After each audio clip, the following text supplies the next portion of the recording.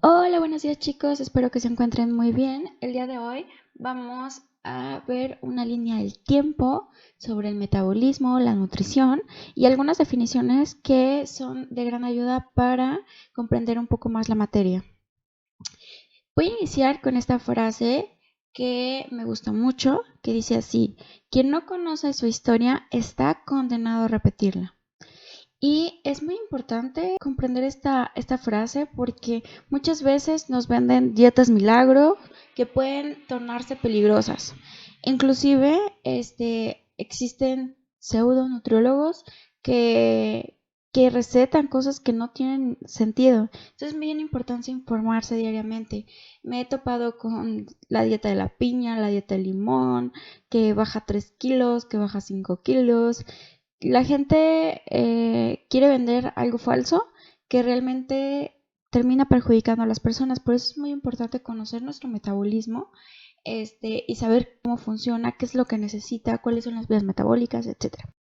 Ok, pues vamos empezando en la época antigua, esta línea del tiempo, donde vamos a encontrar unas historias demasiado interesantes.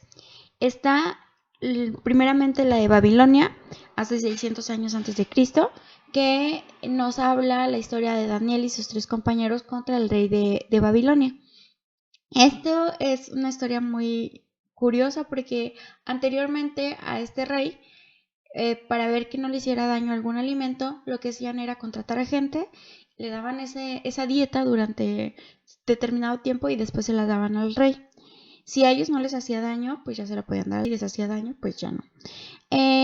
Entonces, la dieta del rey era muy característica porque le daban vino con pan y no recuerdo si carne, pero sí el vino era muy constante.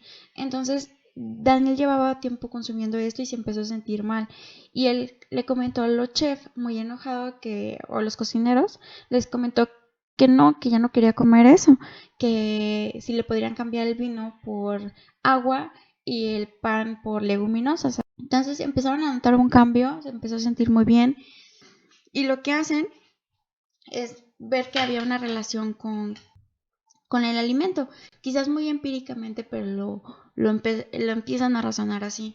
Y el rey dijo, esto me está haciendo bien, y se sentía inclusive mejor que con lo que se podría haber sentido con un brujo, un hechicero. Recordemos que en este tiempo los brujos y los hechiceros eran quien tenía mucho peso sobre la sociedad porque podían solucionar todo. En Grecia, hace 460 años antes de Cristo, vamos a encontrar un autor de gran relevancia. Este filósofo llamado Hipócrates trajo a la nutrición o abrió los ojos a un nuevo panorama. Van a encontrar esta frase muchísimo en su carrera y espero que la utilicen. Es una frase que él otorgó y que dice así: que tu medicina sea tu alimento y tu alimento tu medicina, ¿ok? Es muy interesante esto, ¿no? Y realmente ya se empezaba a ver que el alimento podía ayudar como un medicamento. Los griegos y los romanos ya tenían una relación con la enfermedad y la alimentación. Ya más o menos daban algún término sobre esto. Precisamente uno de estos científicos creó este círculo que ven aquí, el cual indicaba que el fuego, el aire, la tierra y el agua, así dividía los alimentos en fuego, aire, tierra y agua. Lo que en cual tomaba el alimento caliente, húmedo, frío y seco, ¿sale? Entonces tenía como que estos cuatro características para dividir los alimentos. Es como nuestro antiguo plato del bien comer. Ya en Roma, hace 476 años antes de Cristo, Paracelso y Leonardo da Vinci y Santorius, ellos ya se preocupaban por el balance de la ingesta de la alimentación, etcétera. Ahorita más adelante vamos a ver esta ingesta y eliminación de alimentos en el organismo. En este año se le puede atribuir también a Da Vinci sus dibujos de estructuras anatómicas, que eso ayudó muchísimo al desarrollo de la medicina. Y también en la época antigua, curiosamente, las primeras referencias escritas que tenemos sobre la alimentación fueron gracias a un historiador llamado Heródoto. donde él hacía diversos comentarios sobre todo del pan y de algunos otros alimentos, y junto a esto le ponía algunas consideraciones dietéticas. En la época de método experimental, aquí sí existieron grandes avances. Empezamos con los que hizo Galeno. Galeno, al terminar su carrera de medicina, se fue directamente a Grecia y a Alejandría, donde disecaba cuerpos de criminales ejecutados. También hizo experimentos con cerdos, donde gracias a esos experimentos dedujo que el estómago era el lugar donde los alimentos se podían fragmentar en partículas muy pequeñas que se absorbían en el cuerpo. Después llegamos a algunos experimentos que hizo Santorius. Santorius básicamente fue el primero en experimentar con su peso. La pérdida de peso para él era algo que notó tras hacer experimentos en los cuales todo lo que comía y bebía se pesaba, al igual de cuando asistía al baño. Todos estos estudios los llevó durante mucho tiempo. De esa manera podía comparar que todo lo que comía podía generar sus propios desechos y cuántos desechos realizaba por cada alimento. Y de igual manera, en esta época empezaron a llegar grandes autores como lo que fue William. William demostró la circulación de la sangre. De este modo puso como tal cimientos para llegar a entender más tarde cómo el alimento se llevaba para todas las células del cuerpo. Después llega René. René es muy interesante sus hallazgos. Básicamente con un pájaro evidenció que era falsa una teoría que habían dicho que la digestión se llevaba a cabo solamente triturando los alimentos y que se echaran a perder en el estómago o tener una putrefacción ahí y se eliminaban por medio de las heces. No, él comprobó que era un proceso químico en el cual era disuelto con ácidos y ahí propuso o evidenció la existencia de los jugos gástricos. Lázaro lo que hizo fue solamente publicar lo que René había realizado, pero puso todos sus experimentos ahora sí que al alcance de la mayoría de las personas. Y llegamos a la época del descubrimiento del metabolismo. Vamos a encontrar grandes científicos, desde lo que es Lavoisier, Pasteur, Florence. Y pues iniciamos con Lavoisier. Lavoisier ya enunciaba el metabolismo como una suma de numerosos procesos químicos. Sin embargo, él no colocó el nombre como tal de metabolismo. Fue el primero que dio o midió el metabolismo en el ser humano. Anotado a esto, Pasteur asombró todo el mundo con sus descubrimientos en bacteriología e higiene y pues descubrió el valor del antibiótico. A él le debemos la pasteurización y gracias a estas investigaciones también Florence reconoció el cuidado clínico de los enfermos con la necesidad de la higiene y una alimentación adecuada. O sea, ya se veía que había una gran interacción en el cuerpo en base a todos estos parámetros.